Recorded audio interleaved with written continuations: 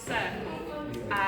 We need to, in 6 minutes, ensure that we are able to fill a circle safely without getting it too messy, but obviously we can appreciate that some will fall because you're dealing with tiny granules, okay? Ours is cat litter, so it's a good one to practice with. It's quite easy, quite accessible, so if you want to have practice you can. And then we are essentially constructing, checking our machine, and setting the rate based on the chart that's given to you. There is no calculation with the circle because obviously filling it up will be quite time consuming.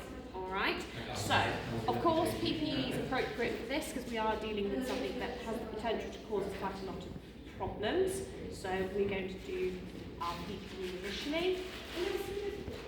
And then in terms of our circle, obviously with our system here we have got multiple circuits on the table here today because we're doing multiple warding organisations. You will have just what you need. As I said to you guys earlier, tables are far less cluttered in the real thing than they are here today because we're doing multiple stations and things like that. Okay, so I'm just going to move the tape chart there with our calculator and things out of the way because we don't need that one. So I'm just going to give myself a little bit more space. So making sure we put all of our PPE on that is available to us. Right, before we go anywhere near our soda line. Now, personal preference as to whether or not you want to use a jug to fill, a cone to fill, or you want to free pour is absolutely up to you. If you think you're going to be shaking like a leaf, you might want to use a funnel to facilitate getting your soda line appropriately. Circles differ in terms of their anatomy, but we're aiming to put it in the bottom chamber. Okay, so if you're not familiar with a circle, please come have a play with this one if you don't use them in your practice, but you will be using a circle circuit. So taking the bung off the back, keeping it somewhere nice and handy for you. Okay, now I will just demonstrate this one using the funnel because that's probably what most of you might prefer to do. Don't overfill your funnel because you'll find that you're spending a lot of time trying to get it out of the funnel again. So doing it in short, sharp bursts is better than filling it right to the top and then spending ages trying to get it to come out of the funnel. Okay? But this is time consuming. You will be there for a while trying to get the soda line out of the funnel. Okay? So for the purposes of that one, that's what we can do. Now if you reach a point where you think, oh, it's quite full, I'd like to do that. Personally, it's personal preference. Again, if you're shaking, nervous, you're a bit, ooh, pop your bung on so you can really give it a good shimmy to get to where you want things to be, okay? Because you can then give it a bit of wallop to get it to move to where you want it to be. And we're not looking for beautifully full, okay? There may be a gap at the top. It may not be possible to fill it all the way to the top, but I'm just going to demonstrate pouring it by hand here. Now I can stand doing this for quite some time. Now I've reached a point where I'm quite full, so I can shimmy it down. And again, I've reached a point where I'm quite full, so I'm just going to shimmy it down. And I'm losing a few bits here. It's not horrendous. So I reached a point where I think maybe that's about right. Bung it. I'm going to tap around. Yeah, not too bad. Maybe might argue there's a little bit of a gap there perhaps, so maybe I'll just pop a smidge on.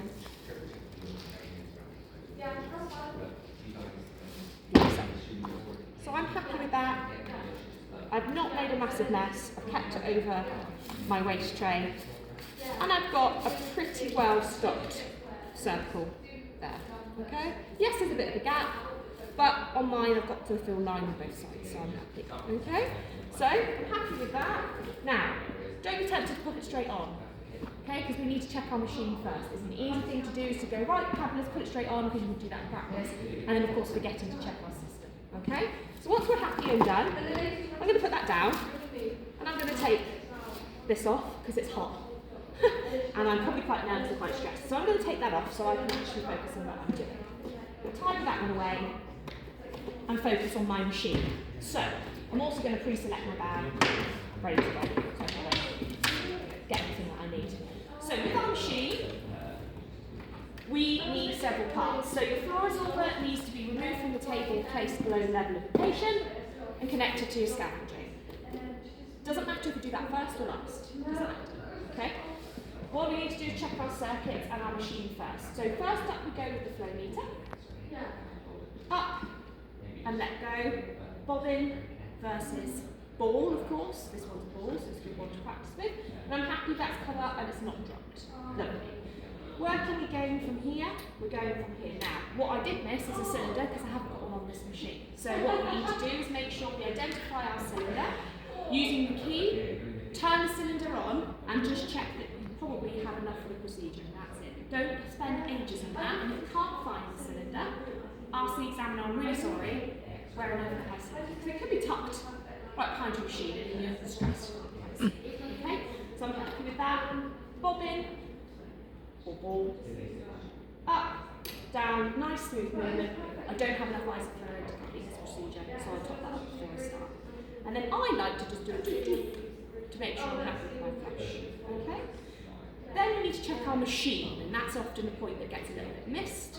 So in order to check our machine, we occlude here, and this is where we have had instances of using a cap. You can, but be careful, okay? So popping a hand on there works just as well. So we're going to come up with our bobbin or ball, and then by occluding, we see a drop and a bounce. Does everyone see that okay? Yeah? And that shows me that even though there's a bit of pressure, there is no leak underneath here. Because if there's a leak here, because I'm backing up that air back to my cylinder, if there's a leak in my machine, it's going to be coming out. And it might be saying, oh well, I don't use a machine like this, mine's on the wall. If that happens, you've got a leak in the pipe that's on your wall, which is probably worse because you then have to dig the walls out to go and find it. So it's worthwhile doing. I'm happy my machine doesn't have a leak, so I can move on to my circuit. Taking my circuit, having an investigation in the back, because the hole can sometimes be here or here, and popping my circuit on there, and my tubing, which I think is dropping here. Tubing 1, tubing 2, tubing 3, back. And then we check our circuit, so I'm going to use the red back for this.